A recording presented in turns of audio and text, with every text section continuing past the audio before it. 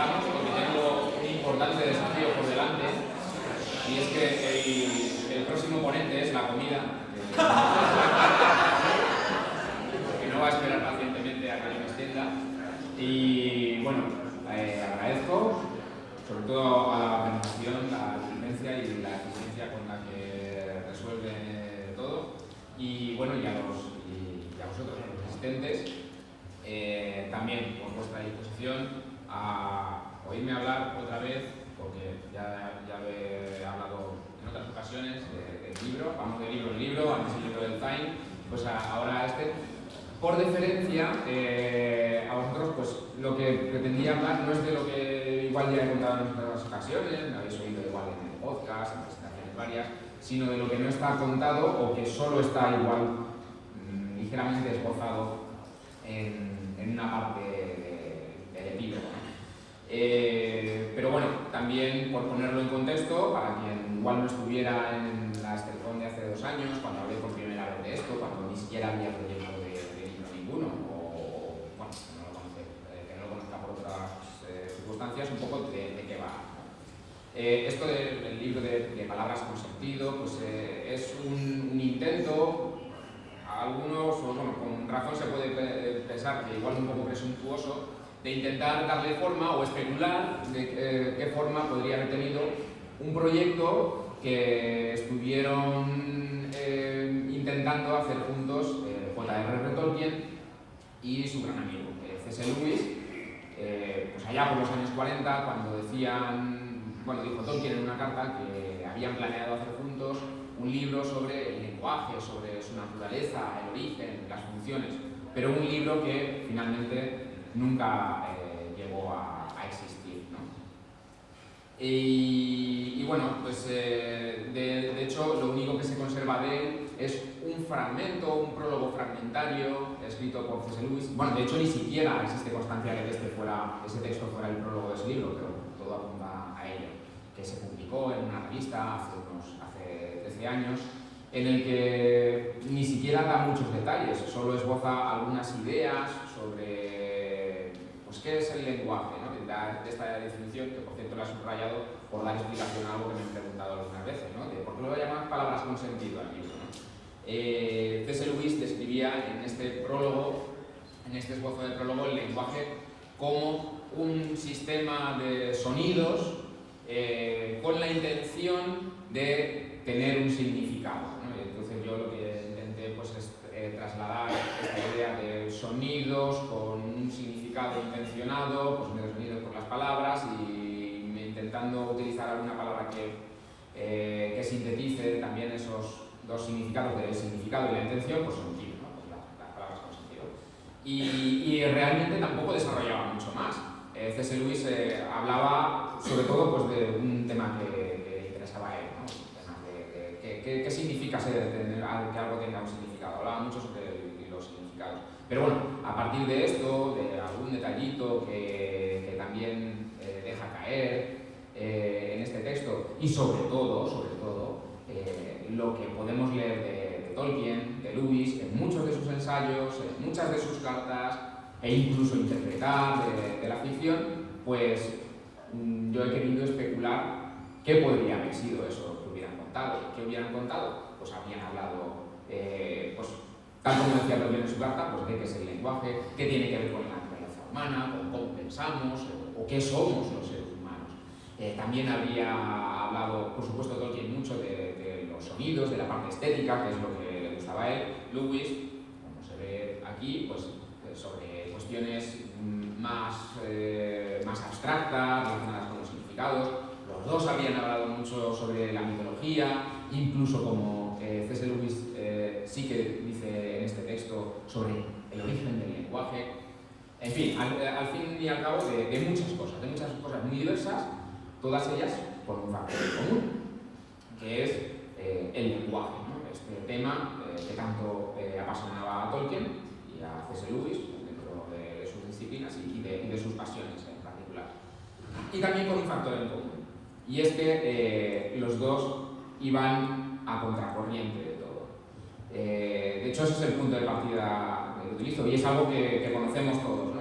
es muy conocida la anécdota, yo la utilizo, como estaba diciendo, desde el punto de partida a la hora de hacer esta especulación sobre lo que habrían hecho juntos. Pues es conocida la anécdota de que unos años antes de que empezaran con esto, también ellos tenían otros proyectos conjuntos y decían, oye, pues vamos a escribir unas historias de ciencia ficción, de las que salió la trilogía cósmica, no tan conocida como Narnia, pero sí pues, la obra de ficción más conocida de C.S. Lewis después de Narnia. Y también, por parte de Tolkien, de ahí eso fue el germen, ¿no? Ese acuerdo al que llegaron de escribir historias de ciencia ficción fue el germen de la historia de Númenor y de todo lo que tiene que ver con la segunda edad, de lo que hemos estado hablando antes. ¿Y cuál fue el origen de ese acuerdo, esa apuesta a la que llegaron de escribir una historia de ciencia ficción, de un viaje en el espacio, un viaje en el tiempo? Pues fue precisamente su inconformismo con la ciencia ficción del momento. Ellos decían, oye, vamos a escribir nosotros nuestra historia porque todo lo que existe de ciencia ficción es una basura y no nos gusta, ¿no? Entonces, para leer algo que nos guste tendremos que escribirlo nosotros. Pues mi interpretación de lo que pensaban ellos sobre el lenguaje y lo que hubieran querido escribir era que también posiblemente este hubiera sido el punto de partida de su proyecto, de oye, no nos convence nada de lo que se escribe sobre el lenguaje, tendremos que escribirlo nosotros mismos, ¿no? Porque todo esto que he dicho pues, de la literatura pues, se puede aplicar, se puede extender a cualquier otra cuestión, a la poesía, que es algo que tiene mucho que ver con esto, al arte en general, ¿no? Las tendencias modernistas que intentaban romper con todo lo tradicional, con darle importancia a las cualidades físicas de la obra de arte y pues, fijarse más en lo psicológico, o bueno, también pues la tendencia pues, de cómo se pensaba en ciencia, en filosofía, el positivismo que dominaba en aquella época, que consistía en decir pues, que solo se puede llegar a la verdad a través de lo que es observable, ¿no? Que la introspección, la reflexión, el simple hecho de reflexionar sobre las cosas pues, no te puede llevar a la verdad.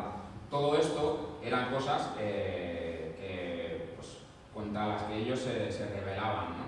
Y de alguna manera formaban una resistencia pequeña de una minoría contra una mayoría. El año pasado ya hablé un poco de la controversia o de la disputa que tenían Tolkien y C.S. Lewis también contra los críticos de Cambridge, ¿no? Esto es un poco como las regatas de Oxford y Cambridge, pues ahí también estaban los de Oxford, Tolkien y Lewis contra los de Cambridge, Richard, Sampson, Lewis y bueno, más gente, de la que pues, estos dos formaban una minoría, no los únicos.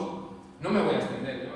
Me hubiera gustado mucho hablar pues, de otros intelectuales en los que se apoyaban Tolkien y Lewis, que son los que hay abajo, ¿no? Otto Jespersen, un lingüista danés, hoy en día yo creo que casi olvidado, ¿no? Muy poco conocido, pero que yo creo que es una de las grandes referencias. Owen Barfield es el otro, el que no tiene barba, el de abajo, es Owen Barfield, al que se le cuenta también como uno de los Inklings, aunque iba poco a las reuniones, porque él no estaba en Oxford, estaba en Londres, pero era posiblemente el amigo más íntimo de C.S. Lewis, ¿no? Se hablaba mucho de la amistad siempre entre Tolkien y Lewis, pero el tipo de relación que tenía Lewis con Owen Barfield era de otro tipo y también igual, pero incluso más estrecha. Y bueno, son dos personajes estos que los menciono mucho porque, en fin, hay mucha tela que cortar, pero poco tiempo para desarrollar. Entonces, voy a dejar un poco aparte esta cuestión, porque al fin y al cabo, esto de lo que estaba hablando es lo que ya está escrito, ¿no? Y lo podemos comentar, yo estoy encantadísimo de comentarlo luego por pasillos, pero bueno, también está escrito. Y lo que importa, y de lo que quería yo hablar ahora, es no de este pasado, de lo que Tolkien y Lewis hubieran pensado sobre el lenguaje cuando hubieran escrito esto, en el contexto de hasta los años 50, más o menos, sino lo que pasó después, ¿no?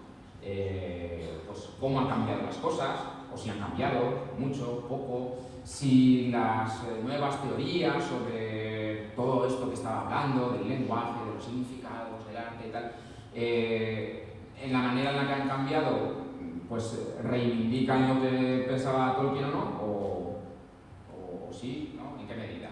Entonces, han cambiado muchas cosas, pero hay una que no ha cambiado, y es ese ambiente de no ya controversia ni siquiera rivalidad sana entre distintas formas de pensar, sino directamente de confrontación agresiva, de batalla encarnizada entre escuelas que, y aquí me lanzo un poco a la piscina, yo creo que afecta más al mundo de las letras y de las humanidades que al de las ciencias. Y lo digo conociendo mejor el de las ciencias y sabiendo que eso también tiene sus guerras, sus trapos sucios, pero me da la sensación de que, claro, eso es lo normal, ¿no? Que cada sitio pues existan sus cosillas, pero al final lo que se presenta al público sean los avances y los progresos, y la sensación que me da es que pues, cuando te pones a mirar cosas sobre lingüística, sobre filología, la sangre salpica enseguida, ¿no? En cuanto navegas un poco por la superficie, no hace falta excavar muy hondo. De esto me di cuenta precisamente consultando a la gente que realmente se dedica a esto. Ha cambiado muchas cosas, y lo que ha cambiado, como decía, pues también son cuáles son los temas de controversia, pero la controversia en sí o las batallas no. Yo pregunté a Rafa Pascual, que muchos conocéis aquí, uno de los filólogos más grandes que tenemos en la Sociedad Tolkien, en Oxford, además, en el mismo college en el que estaba Tolkien, pero bueno, allí en Oxford. Y le pregunté, bueno, cuéntame cómo está hoy en día el mundo de la filología, ¿no? Y esto me hizo ver, por ejemplo, la gran batalla que hay hoy en día entre lingüistas y filólogos.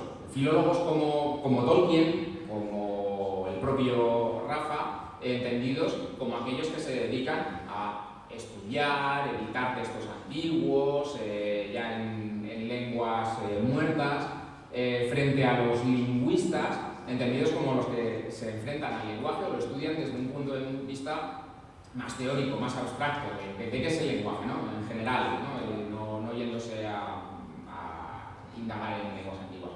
Y Rafa me dio la referencia a lo quien para él es posiblemente el filólogo, al menos especializado en inglés antiguo, más grande de la actualidad, Robert Fulk, al que, por cierto, él mismo y Tom Shippey le dedicaron un volumen en homenaje, ¿no? Una edición de una antología de ensayos. Y uno de estos textos de Robert Fulk era pues, un paseo sobre la historia de la lengua inglesa, y tenía esta bonita ilustración en la que pues, satiriza la visión o este enfrentamiento entre lingüistas y filólogos, ¿no? Los lingüistas, que se consideran a sí mismos los que trabajan con datos de verdad sobre la ciencia, sobre el reino de la ciencia verdadera, frente a los filólogos que trabajan con datos que son malos y que pues, se dedican al reino de las chorradas y de las tonterías, ¿no? Pero bueno, esto mismo refleja no solo una cosa, sino incluso la inversa, porque el hecho de que en un artículo sobre la historia de la lengua inglesa un filólogo plantee esto, pues también hace ver cómo van las cosas en ambas direcciones.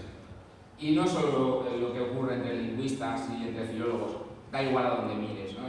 Yo me pongo a buscar información sobre cualquiera de los temas que hubieran tratado Tolkien, Lewis en su libro, como el origen del lenguaje, una cosa que en su momento estaba muy marginada y ahora pues parece como que revive un poco con otras aproximaciones, pero da igual, si te vas a los libros divulgativos parecen más interesados los autores en decir lo absurdas que son las cosas que dice el otro que en reivindicar sus propias historias. Y atajo, porque podría extenderme en muchas más cosas, a una de las controversias más relevantes para poder volver a hablar también ya directamente sobre lo que hubiera pensado Tolkien, pero que además es también la que posiblemente más ha cambiado el panorama del estudio del lenguaje desde que Tolkien y Lewis abandonaron pues este proyecto, bueno, incluso ya pues, cuando terminaron sus carreras, ¿no? Tolkien pues, dejó el trabajo en la universidad en el 55 y esto ocurrió muy poquito después. Los dos protagonistas, a la izquierda, el contrincante, con corbata negra y animalitos en una caja, es el famoso psicólogo Burrus Skinner, famoso, posiblemente muchos no os acordéis de él, pero yo creo que todos hemos oído hablar de él, incluso en el instituto, porque es de estos de los que nos hablaban de los experimentos con los animalitos, con palomas, con ratones y tal,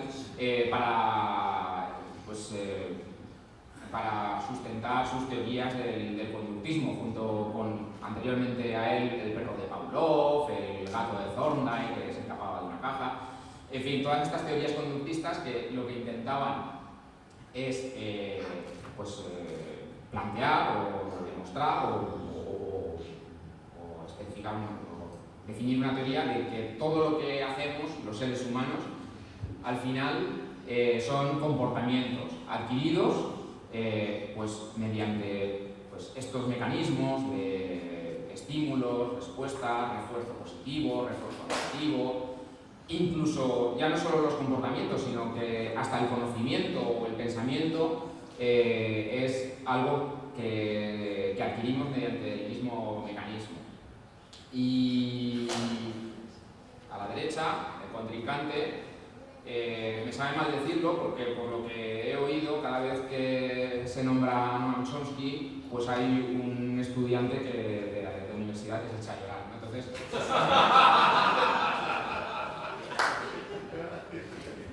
lo siento porque lo voy a nombrar, pero bueno, no me voy a meter en detalles complicados.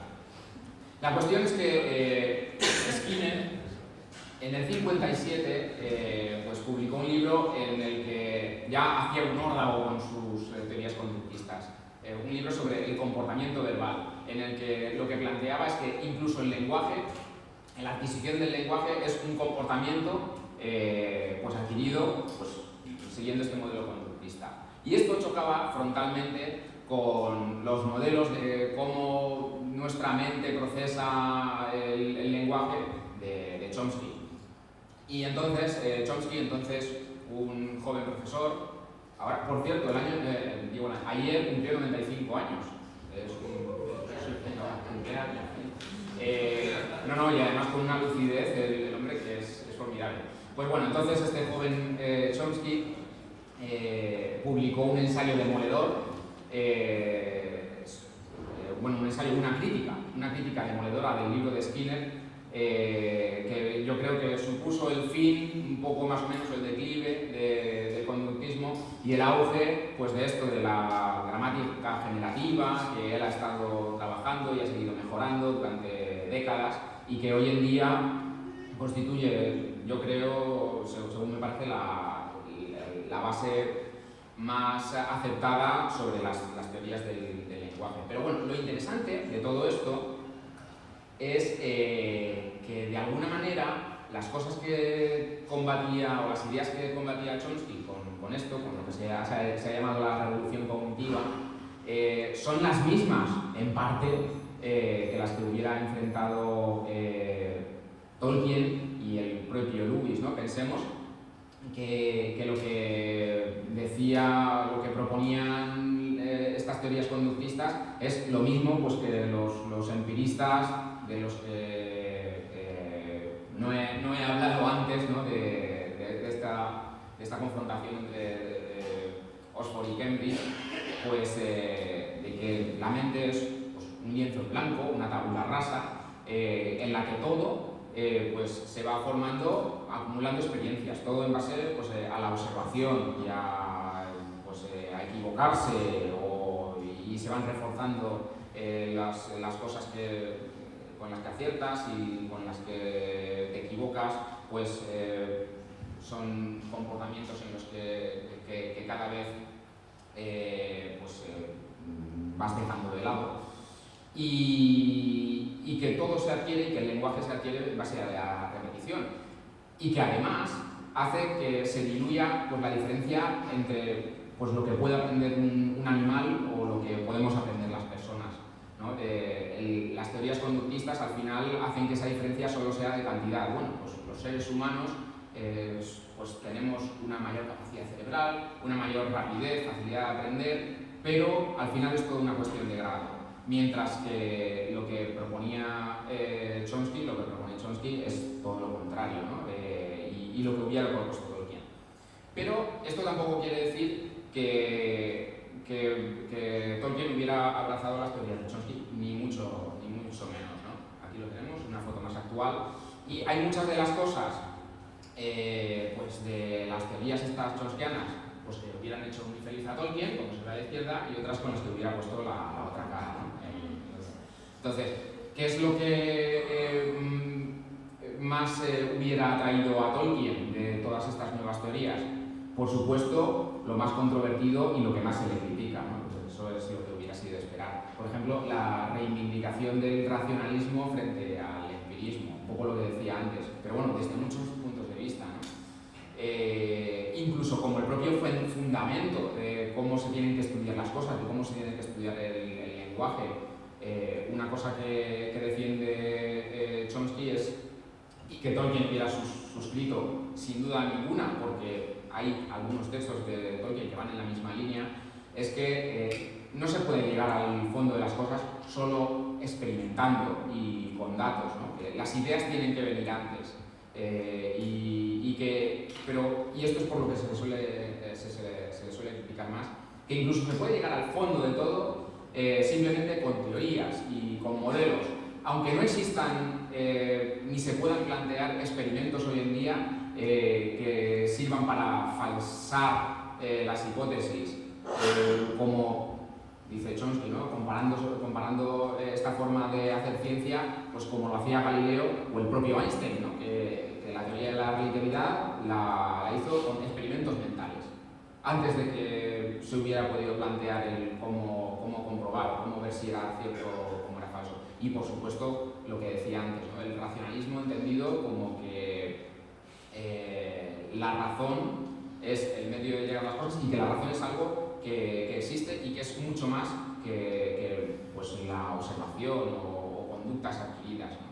Con todo esto viene junto pues, ideas de que el lenguaje es algo innato, no es algo adquirido, como decían los conductistas, y que además es una facultad intrínsecamente humana, que no está en los animales ni siquiera de forma vestigial ni como algo que no se ha llegado a desarrollar, que es algo genético, como un órgano del que no hay ni siquiera, como decía, ni un vestigio en los demás.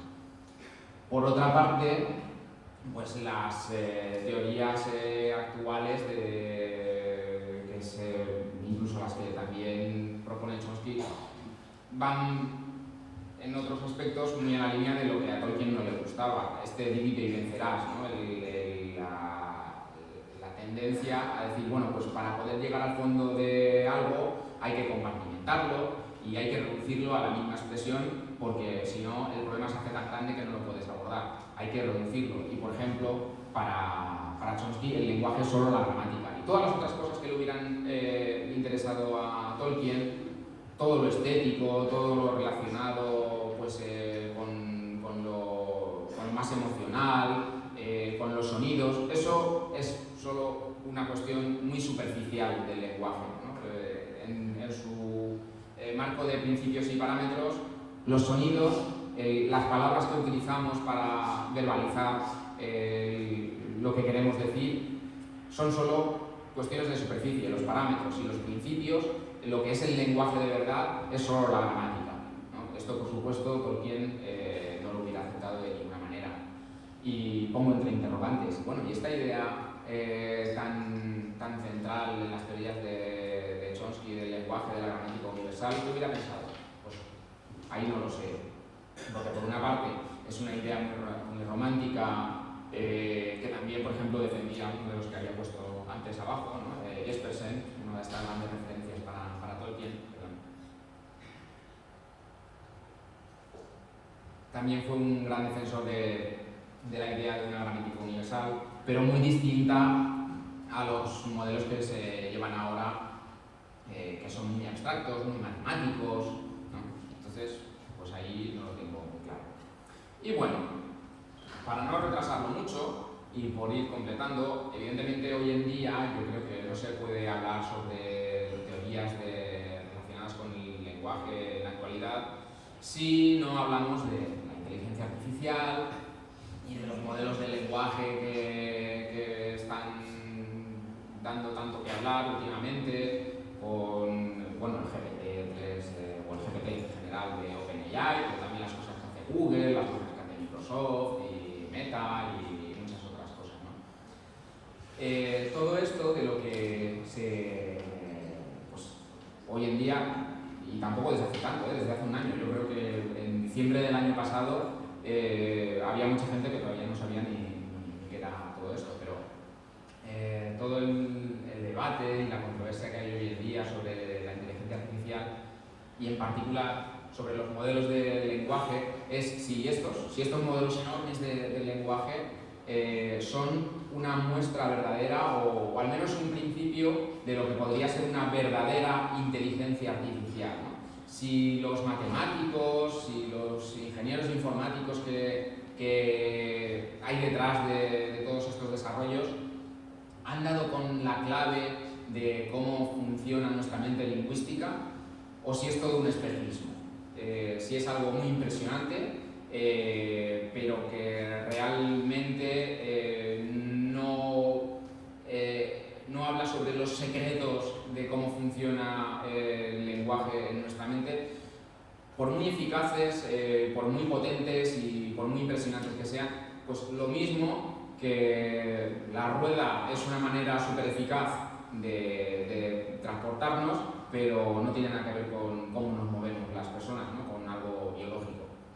Y evidentemente esto es algo que está lejísimos de llegar a ser, ya no un consenso, sino siquiera una opinión mayoritaria, porque depende mucho de a qué gremio preguntes. Si preguntas a neurocientíficos, pues te dirán que es algo muy interesante para explorar, pero en la mayor parte de los casos, pues con escepticismo sobre si realmente el diseño de las redes neuronales informáticas tiene algo que decir sobre la biología, sobre cómo funcionan las neuronas en el cerebro. Si preguntas a los lingüistas, pues habrá división, pero mayoritariamente pues serán críticos, ¿no? De hecho, uno de los mayores críticos en este tema es Chomsky, que decía antes, uno de los críticos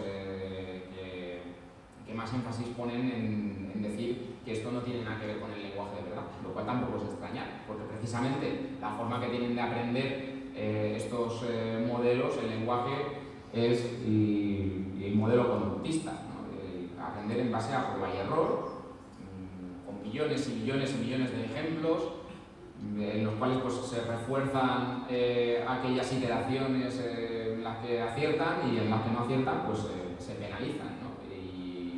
Y además en contra de uno de los principios de estas teorías de Chomsky del lenguaje innato, y es la pobreza de estímulos, el hecho de que los niños aprenden a hablar casi sin ejemplos o con muy pocos ejemplos, que de hecho hay incluso culturas en las que no se les habla a los niños y se les empieza a hablar cuando ellos ya de forma espontánea empiezan a manifestar un comportamiento lingüístico. Y si preguntas a los que se dedican a las ciencias de la computación, pues evidentemente pues, en su mayoría pues, tendrán la opinión contraria, aunque no todos, ¿no? De hecho hay unas ingenieras de Google, Apple, Microsoft, que escribieron hace un tiempo un artículo que se ha hecho muy famoso, en el que pues, llaman a estos modelos, ¿no? Los loros estocásticos, ¿no? Que simplemente repiten cosas utilizando estadística. Y sobre lo que hubieran pensado Tolkien y C.S. Lewis, y ya breve para terminar, no hay que especular mucho. Ellos mismos en la ficción, en sus ficciones, pues se puede leer lo que hubieran pensado sobre estos modelos.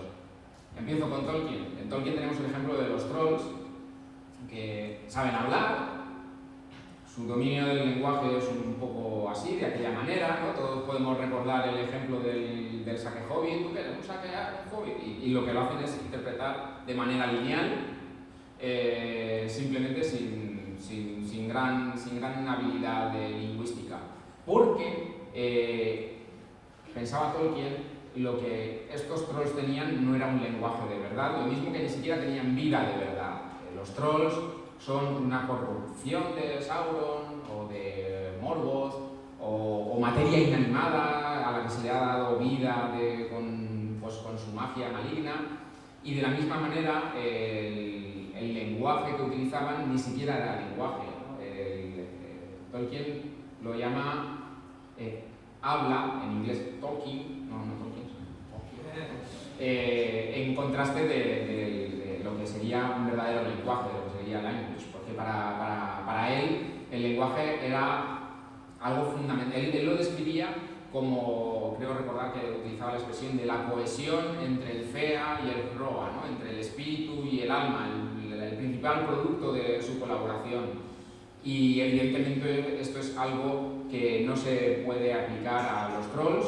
En algunos textos pues, decía que ni siquiera a los orcos, de los que decía que el lenguaje que aprendían de Morgoth era simplemente una repetición, una retahíla completamente dependiente del pensamiento de su señor, del pensamiento de Morgoth, que no había ningún tipo de voluntad ni de inteligencia real detrás. Y incluso también lo comparaba con la cháchara de los loros, ¿no? Antes de los loros estocásticos, pues en este caso serían los loros de la Tierra Media, ¿no? Serían los trolls. Y lo cual me parece un ejemplo muy elocuente de lo que Tolkien hubiera pensado al respecto. En C.S. Lewis no es fácil sacar algún ejemplo de Narnia, donde no hay nada como una inteligencia artificial. Lo que hay más bien es al contrario, hay mucha inteligencia natural, incluso un exceso de inteligencia natural respecto a lo que hay en el mundo fuera de Narnia. Están los animales parlantes que saben hablar porque son inteligentes y son buenos, ¿no? Pero en la trilogía cósmica hay un ejemplo bastante sórdido, el de la cabeza de Al-Kazan, que se ve aquí. Pues para quien no lo conozca, porque no es tan conocido como lo de Narnia, en el tercer libro de la trilogía cósmica hay un instituto de estudios experimentales que se hace con la cabeza de un asesino decapitado, François Al-Kazan, y la pone, pues como se ve ahí, bueno, no se aprecian mucho los cables y los tubos, pero bueno, la pone en una máquina para conseguir así pues, crear lo que llamaban el primero de los hombres nuevos, ¿no? Liberado de pues, todas las molestias y los inconvenientes de la materia orgánica, de la biología, y lo convierten en su líder, al que siguen y pues, al que veneran, pero que al final es solo un medio del mal, ¿no? Y de la maldad pura y dura, porque de hecho un medio pues, completamente aberrante, porque el mal en esta trilogía cósmica, en esta mitología de ciencia ficción, no tiene voz. El planeta Tierra, que es el planeta caído, es el planeta silencioso, en el que no se puede oír a los espíritus y todo esto. Entonces, en cualquiera de los dos casos, lo que tenemos es una visión de lo que estos mitopoetas habrían pensado de lo que es la inteligencia artificial o el lenguaje artificial, ¿no? Un lenguaje muy maquinal y en ambos casos torpe, brutal y destructivo. ¿Qué será el futuro para nosotros fuera de estos mundos secundarios? Pues bueno, está mucho por ver, pero bueno, yo creo que está muy claro lo que Tolkien y Lewis hubieran pensado. Y con esto me ajusto a la hora. Yo creo que como la comida es a las 2, todavía podemos tener un ratito de comentarios, si no hay mucha hambre. Y bueno, hay muchas cosas que me he dejado por desarrollar, pero yo creo que lo prefería hacer así, ¿no? Y luego pues dejar que fluyan las cosas. Así que muchas gracias.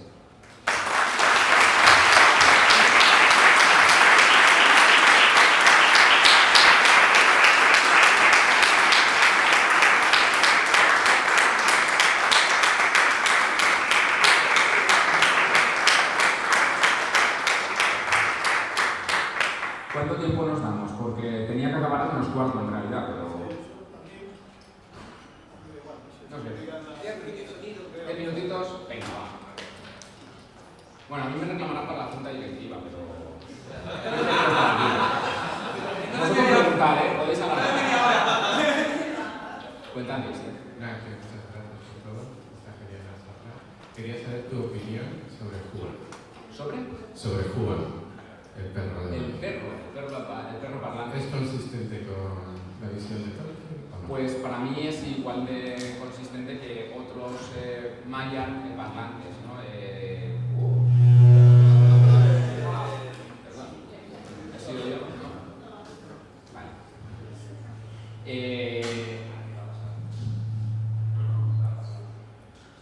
Pasó la tormenta. Tolkien es muy cuidadoso, en algunos sitios más y en algunos menos, ¿no? El Hobbit evidentemente es muy poco cuidadoso respecto a quién habla, quién no. Hablan los cuervos, hablan los sacos, incluso del bolsillo de los trolls. Pero bueno, perdonándole este hecho pues porque el Hobbit tenía otra intención, en El Señor de los Anillos es muy cuidadoso a la hora de solo dar habla, dar voz a los hijos de Ilúvatar. Bueno, a los hijos de Ilúvatar, o también, evidentemente, en el Silmarillion, a los Maiar, a los Valar. Entonces yo creo que Juan, siendo un Maya, pues estaría justificado que pueda expresarse con un lenguaje, ¿no? De hecho, los Valar copian el lenguaje de los elfos y tal, pero bueno, son también inteligencias del mismo orden que podrían ser los elfos o los hombres. Aunque, por contraste, en El Señor de los Anillos, tal como porque al final Juan habla en el Silmarillion, pero bueno, antes estábamos hablando del libro de Zayn, si hubiera vuelto sobre las historias, habría mantenido a Juan hablando. Es un elemento bastante clave, ¿no?, en la historia de Beren y Lúthien, esas 3 veces en las que habla Juan, aunque está muy limitado a esas 3 veces. Pero bueno, no lo sé. Contrasta bastante, por ejemplo, con lo que ocurre en el Señor de los Anillos, donde hay también un ser que sería del mismo orden que Juan, que es Whitehill, y sabemos que se comunica, que habla con Gandalf, pero no le oímos, leemos nunca en ningún momento hablar. Todos esos diálogos no están con guión, y dijo Whitehill, no, solo están relatados de manera muy indirecta por Gandalf, etc. Entonces, yo creo que hay una justificación mitológica para que Juan hable. Si Tolkien hubiera llegado a darle forma final a esa historia de Beren y Lúthien, ¿lo habría hecho hablar de la misma manera? No lo sé. Hola, buenas. Pues todos sabemos la conexión que hay entre Tolkien y Finlandia, ¿no?, del Sami. Y bueno, es curioso que tuve una novia finlandesa que me enseñaba los libros de Tolkien y me decía, mira, esto significa, ¿no? O sea, todos los nombres élficos me los traducía al finlandés, ¿no? Y es curioso que yo, oyendo hablar a finlandeses, les dije, pues, oye, ¿sabes que el habla finlandesa, o Sami, pues me recuerda a los pájaros cuando cantan? Dicen, bueno, es que los finlandeses salimos del bosque a la ciudad en 100 años. Por otra curiosa.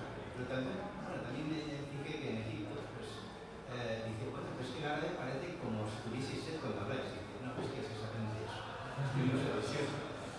Y nada, de cosas curiosas sobre si hay algún estudio sobre cómo influye el medio en el lenguaje de las personas, ¿no? Sí, a ver, si nos vamos a Tolkien, una de las inspiraciones que yo he tenido para ponerme a investigar sobre estas cosas es un autor, Ross Smith, que escribió un libro, está solo en inglés, en la serie Cormare de Walking Dead, sobre Tolkien y la estética lingüística, y bueno, pues también lo compara con autores contemporáneos que hablan sobre el tema. Y él, Ross Smith, en este libro y también en algún artículo que ha publicado, pues habla mucho de esto, ¿no? de cómo para Tolkien era muy importante el entorno y cómo el entorno puede modelar el lenguaje o la estética del lenguaje entre las personas, ¿no? Y pone los ejemplos de cómo el entorno cómo parece como que las lenguas élficas tienen sonidos muy orgánicos, muy naturales. La lengua de los enanos suena más a piedra, a cincel, ¿no? Y cosas de estas. Yo creo que en parte tiene razón, pero bueno, hasta cierto punto, porque esto ya entra en el terreno del relativismo lingüístico, del que él ha hablado en alguna ocasión en Regreso a Hobbiton, y es algo en lo que ha escrito Tolkien, o lo que yo he podido leer de Tolkien, pues se mantiene en un terreno de bastante cautela, ¿no? Voy a decir que tiene una postura bastante cautelosa, porque por una parte yo creo que estéticamente sí que le atraía mucho esta idea, pero racionalmente veía muy poco improbable que el lenguaje pueda estar influido por cuestiones externas, ¿no? Yo creo que para él era algo sobre todo algo que procede, como decía, ¿no? De la cohesión del cuerpo y del alma. Entonces tiene mucho de alma. Bueno, y la parte que pudiera tener de cuerpo, pues igual en eso sí que podía influir pues, lo externo, pero son cosas muy controvertidas y en las que él mostraba bastante cautela. Sí, buenas. Mi pregunta va dirigida porque ibas hablando de Chomsky, con el pensamiento que tenía crítico, ¿no? Con respecto al nuevo lenguaje de Asia, y la pregunta va dirigida a eso. ¿Tú crees que Chomsky enseña lo mismo acerca del lenguaje de las inteligencias artificiales? Si se le presentaran varios trabajos en el que no fuera capaz de distinguir cuál es el humano y cuál es o por el contrario, se mantendría en su opinión y se metería en el grupo de lo viejo no aprende tu nuevo? Sí, absolutamente. Por mucho que se le presente, en eso Chomsky es radical. O sea, él le ha escrito, ten en cuenta que, como decía antes, tiene 95 años, es un señor muy mayor, pero como decía, muy lúcido y que sigue hoy en día publicando pues, todo lo que puede. Y es un gran activista de muchas cosas, de muchas otras cosas que no tienen que ver con el lenguaje, ¿no? Ya se sabe, pero en esto él defiende de forma muy contundente que estos modelos del lenguaje son muy eficaces, pero por ejemplo el solo hecho de que estén basados en un procesamiento lineal del texto va en contra de su modelo. Otra cosa es que su modelo sea falso, ¿vale?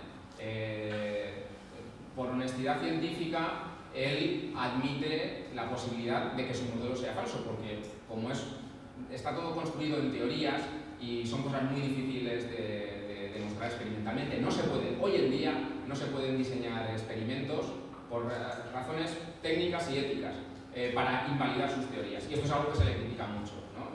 Bueno, es que lo tuyo no es ciencia, porque son todos modelos que no puedes demostrar.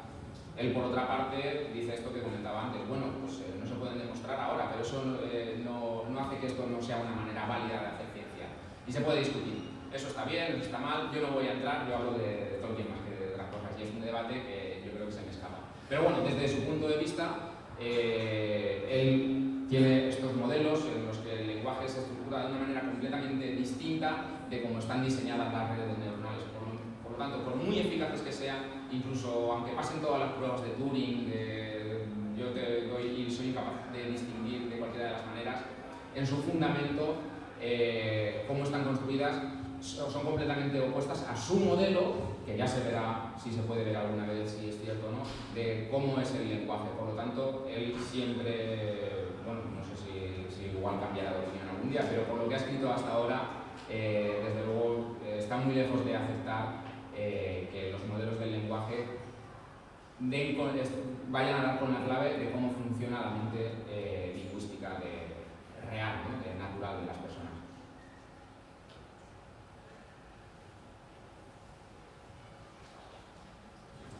¿Y nos podemos ir a comer entonces?